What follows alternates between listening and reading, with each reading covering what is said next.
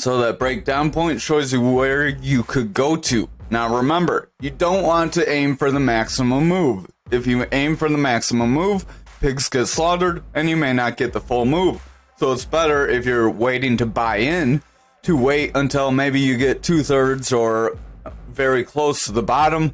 That would be more ideal.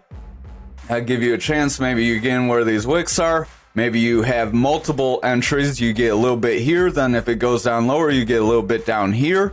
And then you would ride for a move forward, or you would have some more left over. That way, if you went down even further, you could buy more. That's an example of using DCA in a trade. So you can use DCA for investments, but you can also use it for a swing trade to scale in and scale out of your positions. Remember, you always want to have a plan. We'll talk a little bit more about that later in this series, but have an idea of what your plan should be. So we do look like we could see this break down.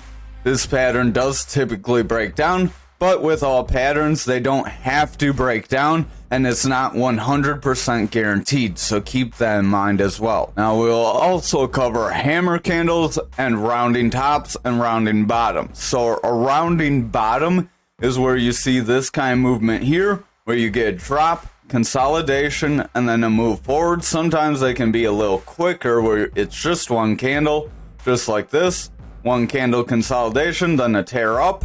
That is a sign that you could see further bullish momentum like we did back here.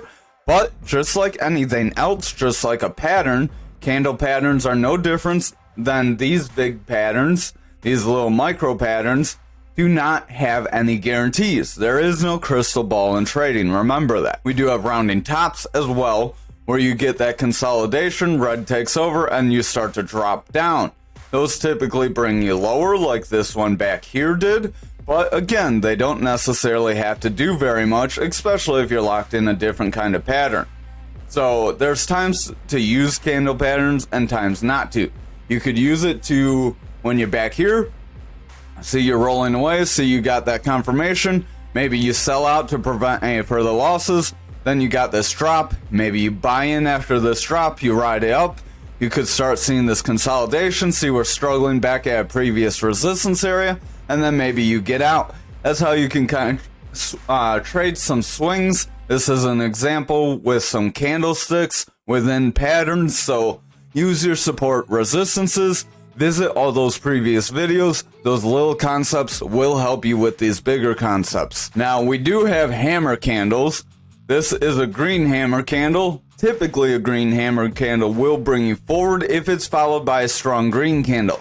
Hammer candles do show a trend could be reversing. In this case, it had a long upper shadow. That long upper shadow shows that bulls tried to push price action forward, but the bears stepped in and suppressed price. They didn't get very much suppression, as the next candle after this red candle wound up being green. We got bounced and pushed forward.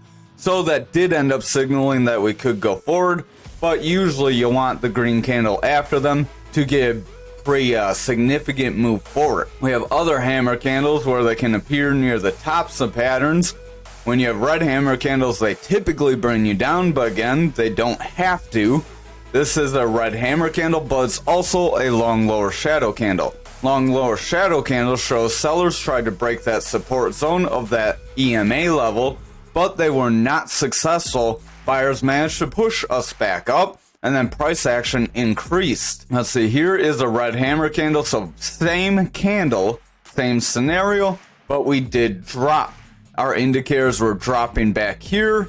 If we find that previous candle, our indicators were a little more bullish. They were starting to drop, so we still had the same kind of environment, but sometimes they'll play out bullish, sometimes they'll play out bearish. That's why there is no guarantee. When your hammer is at the top of your candle, that typically shows that the sellers are getting exhausted and that price action can continue forward. When your hammer is toward the bottom, that shows that the buyers are typically getting exhausted and your price action can start to come down. But again, remember, nothing's 100% in trading. Thank you for watching this video. I hope you have a great day. We'll see you in the next video. Hit that notification bell, that way you don't miss it.